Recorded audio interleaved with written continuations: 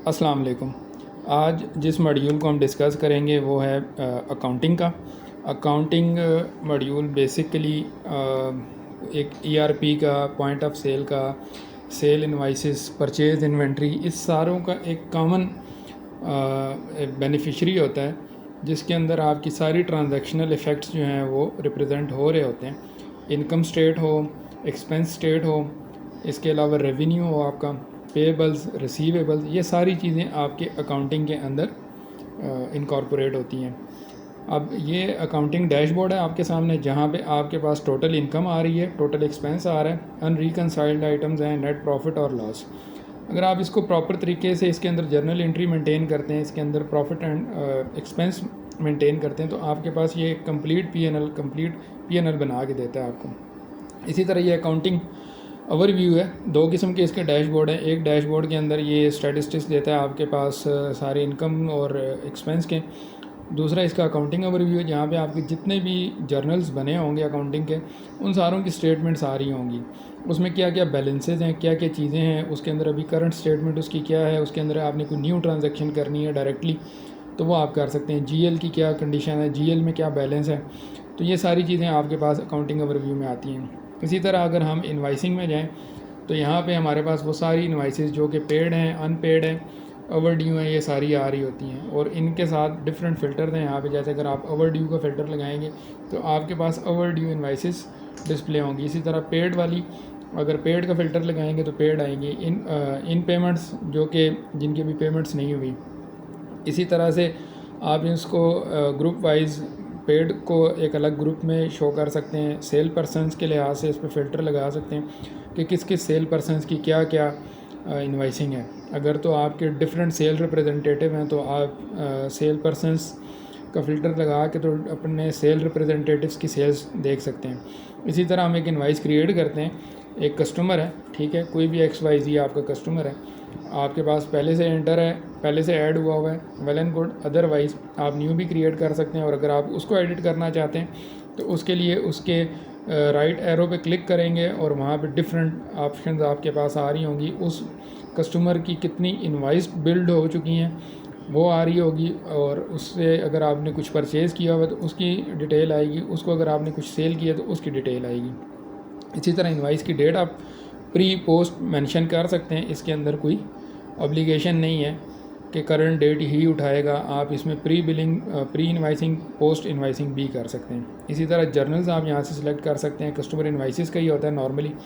Currency आप यहाँ से डिफ़ाइन कर सकते हैं। इसके अलावा आपने इनवाइस के अंदर कोई रेफरेंस डालना है, जैसे आपकी कोई मंथली पेमेंट्स हैं, ठीक है, या कोई मंथली रेवेन्यू है, ठीक है, या कोई बाय एनुअल इनवाइस है, ठीक है, या कोई क्वार्टर पेमेंट है। तो इस तरह से आप उसके अंदर वो रेफरेंस ऐड कर सकते हैं अपनी इनवाइस के अंदर, जिससे कस्टमर के लिए ज़्यादा इजीली अंडरस्टैंडिंग हो जाती है कि ये इनवाइस किस पर्पज़ के लिए। इसी तरीके से आप अपनी प्रोडक्ट्स उसके अंदर एंटर करते हैं। टैक्सेस वगैरह हैं, आप अगर उस पर इनकम टैक्स, जिसको विदहोल्डिंग टैक्स बोलते हैं, सेल टैक्स, अगर ये ऐड करना चाहते हैं अपनी इनवाइस के अंदर तो आप अपनी प्राइसिंग और प्लस टैक्सेस मेंशन करेंगे। अब देखें इस पर विद होल्डिंग टैक्स 3% लगा हुआ है। 1500 के ऊपर, 15,000 के ऊपर 453% विद होल्डिंग टैक्स ऐड हो चुका है, ठीक है। इसी तरह आप दूसरी कोई प्रोडक्ट है वो आप सेलेक्ट करते हैं।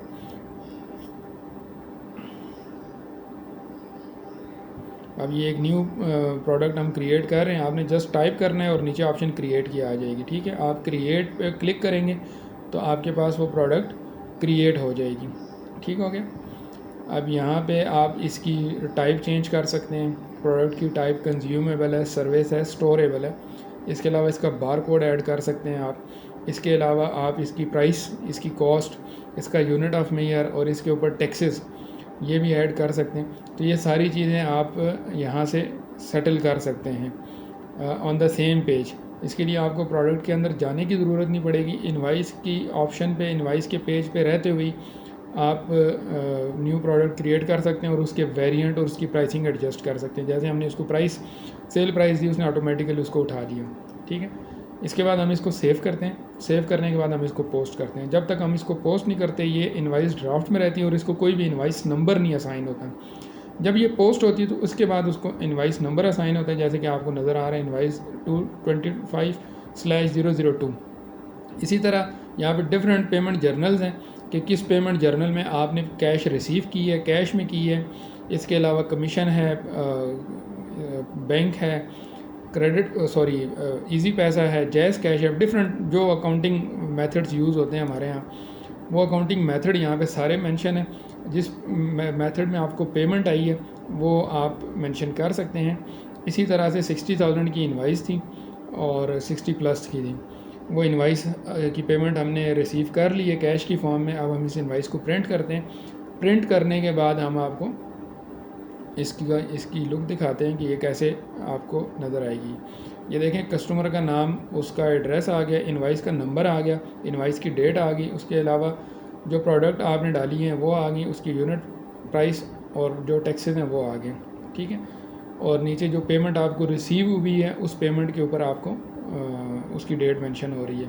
ठीक है, इसी तरह से इसके अंदर डिफरेंट ऑप्शन हैं इनवाइस को रिफ़ंड करने की, जो रिवर्स लिंक है वो क्रिएट करने की। इन केस अगर इनवाइस या आपकी जो गुड्स हैं वो रिवर्स हो गई हैं तो इनवाइस भी डेफिनेटली रिवर्स होती है। ठीक है, इसी तरह क्रेडिट नोट आप डाल सकते हैं किसी भी इनवाइस के ऊपर।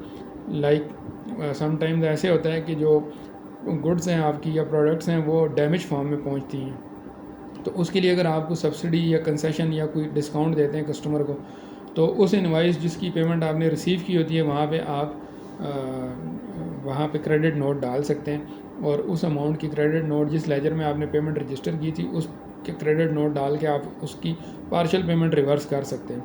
ठीक है जी।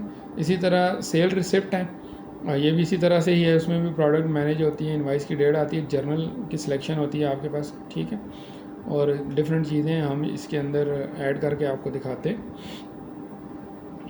ठीक है, सिमिलरली जैसे आपकी इनवाइस क्रिएट होती है इसी तरह आपकी रिसिप्ट भी क्रिएट होती है। ठीक है, रिसिप्ट नॉर्मली लोग डेली एंट्रीज़ के लिए यूज़ करते हैं। ठीक है, जिसको कैश वाउचर या बैंक वाउचर भी कहा जाता है। तो बेसिकली ये रिसिप्ट का मतलब यहाँ पे वाउचर होगा कि अगर आप कोई वाउचर एंट्री करते हैं यहाँ पे, तो वाउचर एंट्री को आप इस तरीके से मैनेज कर सकते हैं। जिस डेट को आपको पेमेंट रिसीव हुई है वो डेट आप सेलेक्ट कर सकते हैं। इसके अलावा अगर पार्शियल पेमेंट है तो भी आप मेंशन कर सकते हैं। जो रिमेनिंग आउटस्टैंडिंग होगा वो आपके पास डिस्प्ले हो जाएगा कि इतनी अमाउंट आपकी डिस्प्ले हो गई है और इतनी अमाउंट जो है वो आपने पे कर दी है। अब इसी तरह से हम इसको प्रिंट करेंगे। प्रिंट करने के बाद वो हम उसका इनवाइस नंबर और इनवाइस डेट और वही उसी तरह से जिस डेट को पेड हुई है वो डेट आ रही होगी और वो अमाउंट भी आ रही होगी। ठीक है, इसी तरह कस्टमर का सेक्शन है, इसके अंदर बहुत सारी ऑप्शन हैं, इनवाइसेस का, क्रेडिट नोट का, रिसिप्ट्स का, इंपोर्ट चार्ट ऑफ अकाउंट्स हैं, पेमेंट्स हैं, फॉलो अप रिपोर्ट्स हैं, प्रोडक्ट्स हैं। इसके अलावा कस्टमर हैं। कस्टमर आप यहाँ से व्यू करना चाहते हैं कि आपके कौन कौन से कस्टमर हैं और उनके क्या क्या लेजर्स हैं। तो आप किसी भी स्पेसिफिक कस्टमर पे क्लिक करेंगे, वहाँ उसने जो परचेजिंग आपसे की होगी, ठीक है, वो परचेजिंग आपके पास डिस्प्ले हो जाएगी। तो इस तरीके से आपके पास जो भी आपके कस्टमर्स हैं वो कस्टमर यहाँ पे डिस्प्ले हो जाएंगे और उनकी जो पेमेंट्स हैं या जो इनकी इनवाइसिंग है या जो चीज़ें उन्होंने आपसे परचेज़ की होंगी वो सारी आपके पास आ रही होंगी। ठीक है, यहाँ पे डिफरेंट कस्टमर के सेक्शन में डिफरेंट फ़िल्टर्स हैं। यहाँ से आप उन फ़िल्टर्स के ज़रिए आप अपनी मुख्तलिफ ऑप्शन सेलेक्ट कर सकते हैं।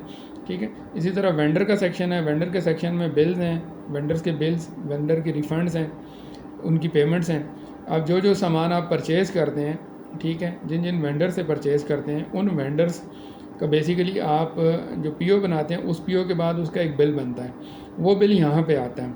अब मैंने जैसे आपको शुरू में कहा ना कि यहाँ पे सारे जितने भी आपके सेल मॉड्यूल है, पॉइंट ऑफ सेल का मॉड्यूल है, इसके अलावा आपका जो इन्वेंट्री और परचेज़ है, ये सारे रिफ्लेक्ट होते हैं आपके अकाउंट्स में।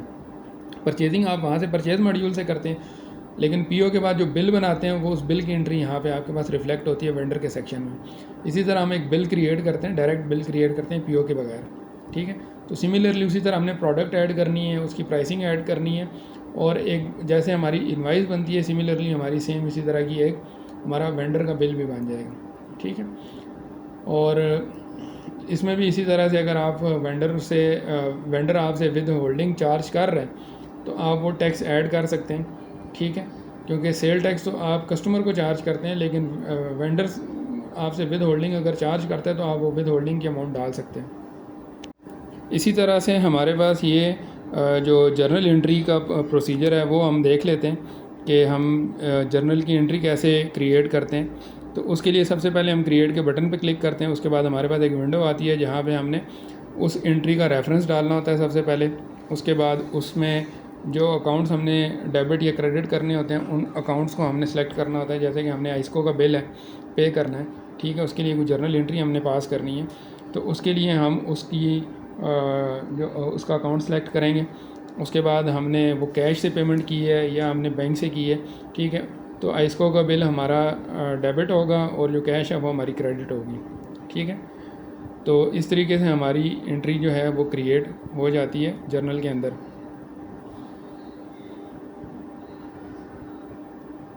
इसी तरह से हम इसकी अकाउंटिंग डेट उसे सिमिलरली ऐड कर सकते हैं। और जर्नल, जिस जर्नल के अंदर इस एंट्री को पोस्ट करना है, जैसे एक्सपेंस का जर्नल है, मिसलिनियस का जर्नल है, या कोई यूटिलिटी का जर्नल हमने अलग से बनाया हुआ है, और इस तरह रेफरेंस में हम उसको नाम दे सकते हैं कि ये जो जर्नल की एंट्री है ये किस पर्पज़ के लिए पास हुई है, आइस्को का बिल है किस मंथ में पेड हुआ है, ठीक है, अपने रेफरेंस के लिए। यही रेफरेंस जो है हमारे जर्नल लेजर को, जब जर्नल लेजर हम प्रिंट करते हैं तो जर्नल लेजर में ये एंट्री के साथ ये जो रेफरेंस है ये भी मेंशन होता है, तो वहाँ पे बहुत सारी एंट्रीज़ के अंदर उन एंट्रीज़ को अंडरस्टैंड करने में आसानी होती है। इसी तरह हम सेव करते हैं और जब पोस्ट करते हैं तो ये हमारी एंट्री डेबिट और क्रेडिट हो जाती है, ठीक है। आइस्को का बिल पेड हो गया, कैश हमारा क्रेडिट हो गया और बिल हमारा डेबिट हो जाता है, ठीक है। इसी तरह हमारे पास अकाउंटिंग के अंदर सेल का जर्नल है, परचेज़ का है, बैंक एंड कैश का है, मिसलिनियस का एक जर्नल है जिसमें मिसलिनियस ऑपरेशनल एक्सपेंसेस की जो एंट्री है वो होती है। इसी तरह लेजर्स है हमारे पास, जर्नल लेजर है, पार्टनर लेजर है, और इसके अलावा बाकी मैनेजमेंट के अंदर एनालिटिक आइटम्स हैं और बजट हैं, एसेट्स हैं और लॉग डेट्स हैं, रिकन्साइलेशंस हैं, ठीक है। तो ये अकाउंटिंग फ़ीचर्स हैं जो कॉमनली हर सॉफ्टवेयर के अंदर मौजूद होती हैं। अब इसमें हमने जर्नल लेजर को अगर देखना है, व्यू करना है, तो यहाँ पे हमारे पास बहुत सारी जो सैलरीज़ हैं या सैलरीज़ का जो अकाउंट है जर्नल है, बैंक का है। इसी तरह बैंक के अंदर भी डिफरेंट बैंक के अकाउंट्स हैं, इजी पैसा का है, पेमेंट पेएबल्स हैं और बाकी जितने भी हैं। यहाँ से हम इस जर्नल लेजर को अगर डाउनलोड करते हैं तो ये एक्सेल की फॉर्म में डाउनलोड होगा और वो एंट्री उसी तरह उसी डेट्स के साथ उसी जर्नल एंट्री के कोड के साथ आपके पास डिस्प्ले होंगी, और क्या अमाउंट डेबिट हुई है, क्या अमाउंट क्रेडिट हुई है, वो सारी आपके पास यहाँ पे डिस्प्ले हो रही होंगी। जैसे देखें सैलरी पेएबल आ गई है, इसके अलावा बैंक आ गया आपके पास, ठीक है, कौन सी अमाउंट डेबिट हुई है, कौन सी क्रेडिट हुई है। और इसी तरह वो जो रेफरेंस हमने यहाँ पे ऐड किया था तो वो सिमिलरली यहाँ पे लेबल की फॉर्म में आपके पास वो आ रहा है कि जो बिल पेड हुआ है, कुछ डाउन पेमेंट हुई है, कुछ इस तरह की जो जितनी एंट्रीज आपने जिस रेफरेंस के साथ पोस्ट की होंगी वो यहाँ पे आ रही होंगी। इसी तरीके से इसका रिपोर्टिंग का सेक्शन है, इसके अंदर बहुत सारी रिपोर्टिंग है, स्टैंडर्ड रिपोर्ट्स है, एडवांस कैश फ्लो स्टेटमेंट है, प्रॉफिट एंड लॉस रिपोर्ट है।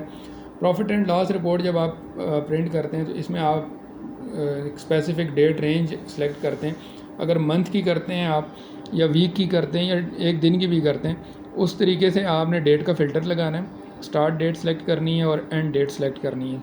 फिर इसके बाद जो ऑप्शन यहाँ पे आती हैं, टारगेट मूव्स जो है वो ऑल एंट्रीज़ हो या पोस्टेड एंट्रीज़ हो। ऑल एंट्रीज़ में ड्राफ्ट एंट्रीज़ भी आएंगी और जबकि पोस्टेड एंट्रीज़ के अंदर सिर्फ पोस्टेड एंट्रीज़ आएंगी, ड्राफ्ट एंट्रीज़ नहीं आएंगी। और साथ में आप इसको चेक करते हैं डिस्प्ले डेबिट एंड क्रेडिट। तो इस तरीके से हमारे पास जो है ना ये हमारा एक P&L आ जाता है, प्रॉफिट एंड लॉस रिपोर्ट आ जाती है, जिसमें सबसे पहले रेवेन्यू एक्सपेंस आ रहा होता है, ठीक है। एक्सपेंस के हेड आ रहे होते हैं, जिस हेड्स में हमारे एक्सपेंसेस हुए हैं वो सारे आ रहे होंगे, नीचे उसका बैलेंस आ रहा होगा। इसी तरह इनकम का, रेवेन्यू का हेड आएगा और उसमें जिस सेक्शन में हमारे पास रेवेन्यू आया है, जिन अकाउंट्स में आया है, वो सारे अब आपके पास डिस्प्ले हो जाएंगे। इसी तरह बैलेंस शीट हम देखते हैं तो बैलेंस शीट का भी सिमिलर तरीका है, आप डेट का फ़िल्टर लगाते हैं, ठीक है, और उस डेट के फ़िल्टर के साथ आप एंट्रीज़ को जब देखते हैं, ठीक है, तो वो आपको कंप्लीट जो है ना बैलेंस शीट की स्टेटमेंट शो कर देता है। अब यहाँ पे हम देखते हैं कि बैलेंस शीट के अंदर देखें हमारे पास क्या क्या लाइबिलिटीज़ थी। लाइबिलिटीज़ आ रही है हमारे पास, प्रॉफिट एंड लॉस आ रहा है, एसेट्स आ रहे हैं हमारे पास, और क्या बैलेंस है हमारे पास अकाउंट्स के, वो सारे आपके पास शो हो रहे हैं यहाँ पे, ठीक है। एक स्पेसिफिक रेंज हमने, ये बेसिकली डेमो पर्पस के लिए है डाटा, इसके अंदर फैक्चुअल फैक्ट्स कम ही हैं, लेकिन आपको समझाने के लिए ये एंट्रीज मेक हुई हैं और इस तरीके से आपको समझाने के लिए ये चीज़ें दिखाई जा रही हैं। तो इसी तरीके से आप बैलेंस शीट प्रिंट कर सकते हैं। फिर इसके बाद आपके पास कैश फ्लो स्टेटमेंट आती है, बैंक बुक आती है, कैश बुक आती है, डे बुक आती है, पार्टनर लेजर है, फिर इन्वाइसिस की मैनेजमेंट है, बजट की एनालिसिस है, प्रोडक्ट मार्जिन है। इसी तरह ऑडिट की रिपोर्ट्स में जर्नल लेजर आ जाता है, ट्रायल बैलेंस आ जाता है, टैक्स की रिपोर्ट आ जाती है। अब हम जर्नल लेजर अगर प्रिंट करते हैं तो इसमें भी सिमिलरली दो तरह की एंट्रीज टारगेट मूव में, एक पोस्टेड और एक नॉन पोस्टेड ऑल एंट्रीज जिसमें आ जाती हैं, ठीक है। और display accounts with movements with balance is not equal to zero आ गया। और इसमें अगर आप इनिशियल बैलेंस को इंक्लूड करते हैं तो वो आपको इनिशियल बैलेंस भी दिखाएगा, जैसे कि बैंक की स्टेटमेंट के अंदर आता है। इसी तरीके से जर्नल्स आप सेलेक्ट करेंगे, सारे जर्नल्स भी उठा सकते हैं। जर्नल लेजर के अंदर नॉर्मली सारे ही लेजर्स आते हैं और किसी एक स्पेसिफिक लेजर को भी सिलेक्ट कर सकते हैं। तो यहाँ पे आपके पास कंप्लीट जर्नल लेजर आ जाएगा उस स्पेसिफिक डेट रेंज के अंदर, जिस डेट रेंज में आपने उसको सिलेक्ट किया होगा। इसमें आपके पास जर्नल वाइज जो है ना वो एंट्रीज डिस्प्ले होंगी। सैलरी का आ गया, उसके बाद बैंक अल्फला का है, ठीक है, उसके अंदर कितनी अमाउंट डेबिट हुई है, कितनी उसमें से क्रेडिट हुई है और बैलेंस अमाउंट उसके पास कितनी है, ठीक है। इसी तरह सैलरी पेएबल्स कितने डेबिट हुए हैं, कितने क्रेडिट हुए हैं, बैलेंस के अंदर क्या है, क्या कुछ है आपके पास। तो इस तरीके से अब यहाँ पे जितनी भी एंट्रीज़ हुई हैं उन एंट्रीज़ के अंदर उन जर्नल्स के नाम, पार्टनर उनके और उसका रेफरेंस, फिर इसके बाद उसकी मूव जो हुई है। ये बेसिकली डबल एंट्री अकाउंट्स हैं। तो डबल एंट्री अकाउंट्स के अंदर नॉर्मली क्या होता है कि नॉर्मली उसके अंदर बहुत सारी चीज़ें जो है ना वो विद मूवमेंट आ रही होती हैं, ठीक है। तो इसी तरीके से हम ट्रायल बैलेंस है उसको, उसकी रिपोर्ट भी एक दफ़ा देख लेते हैं। उसमें भी सिमिलरली आप डेट का फ़िल्टर लगाते हैं, ठीक है, और डेट का फ़िल्टर लगा के आपके पास जो ट्रायल बैलेंस है वो उसकी जो एंट्रीज़ हैं वो डिस्प्ले हो जाएंगी कि उसमें आपने क्या क्या चीज़ें क्या क्या चीज़ पोस्ट हुई है। अब ट्रायल बैलेंस में हमारे पास सैलरी पेएबल आ रहा है और बाकी जो हमारे जो बैंक अकाउंट्स हैं उनके पेएबल्स आ रहे हैं, ठीक है। इसी तरह स्टॉक इन टर्म रिसीव्ड आ रहा है, स्टॉक अकाउंट रिसीवेबल आ रहा है, टैक्स रिसीव्ड आ रहा है, अकाउंट पेएबल आ रहा है, प्रोडक्ट सेल आ रहा है, जनरल एक्सपेंस आ रहा है, ऑफिस एक्सपेंस आ रहा है, सैलरी एक्सपेंस आ रहा है। बहुत सारी जो एंट्रीज हमारी मेड हुई हैं वो आ रही हैं, ठीक है। इसके अलावा जर्नल ऑडिट है, इसके अंदर एक टैक्स रिपोर्ट भी है जो आपका जो जितना भी टैक्स पेएबल रिसीवेबल उसकी कंप्लीट डिटेल देते हैं। इसके अलावा पेमेंट की टर्म्स आप डिफ़ाइन कर सकते हैं, जैसे आपको इनवाइस क्रिएट करते हुए बताया था। इसी तरीके से आप टैक्सेस यहाँ पे डिफ़ाइन कर सकते हैं ख़ुद से ही कि आपने टैक्स की जो रेशो है वो क्या रखनी है, सेल पे रखना है, परचेज़ पे रखना है, ठीक है। अब यहाँ पे डिफरेंट टाइप के जो हैं टैक्सेस वो बने हुए हैं। सर्विस टैक्स है, जनरल सेल्स टैक्स है, वैल्यू एडेड टैक्स है, विद होल्डिंग टैक्स है, विद होल्डिंग ऑन सर्विसेज है। इसी तरह टैक्स 15% है। यहाँ से आप उन टैक्सेस को एक्टिव डीएक्टिव कर सकते हैं, ठीक है। आप टैक्स के पेज पे जाते हैं, हम टैक्स अगर हम क्रिएट हुआ है उसको यहाँ पे आपने अमाउंट जो है ना उसको परसेंटेज में इंटर करना है और इसके अलावा उसको टैक्स पेएबल और रिसीवेबल अकाउंट का हेड मैच करना है। इसके अलावा लेबल ऑन इनवाइस, इनवाइस के ऊपर आपका जो टैक्स है वो कैसे डिस्प्ले, जैसे 3% विद होल्डिंग टैक्स, ये आपको नज़र आएगा शो होने के लिए। इसके अलावा आपकी फ़िस्कल पोजीशंस हैं, फ़िस्कल पोजीशंस आप डिफ़ाइन करते हैं अकाउंट्स के अंदर, जहाँ पे आप मल्टीपल टैक्सेस को हैंडल कर रहे होते हैं। इसी तरह जर्नल्स आपके पास आ गए, तो यहाँ पे डिफरेंट जर्नल्स हैं, उनकी डिफरेंट टाइप्स हैं। कस्टमर इनवाइसेस सेल टाइप है, वेंडर बिल परचेज है, मिसलिनियस एक्सपेंस आ रहा है मिसलिनियस टाइप के अंदर। इसी तरह कैश है और बैंक और कैश के जर्नल्स हैं जिनकी टाइप बैंक एंड कैश है। इसी तरह हम सैलरी का एक जर्नल क्रिएट करते हैं और इसकी टाइप हम मिसलिनियस रखते हैं क्योंकि बेसिकली ये मिसलिनियस ऑपरेशन है। इसको एक शॉर्ट कोड हम दे देते हैं अपनी अंडरस्टैंडिंग के लिए जब रिपोर्टिंग के अंदर आता है, ताकि हमारी अंडरस्टैंडिंग हो कि ये इसका ये जो एंट्री है ये सैलरी की बेसिकली है। तो इसी तरीके से हम इसको डेबिट और क्रेडिट अकाउंट यहाँ पे, अच्छा इसी तरीके से हम बात कर लेते हैं चार्ट ऑफ अकाउंट्स के बारे में।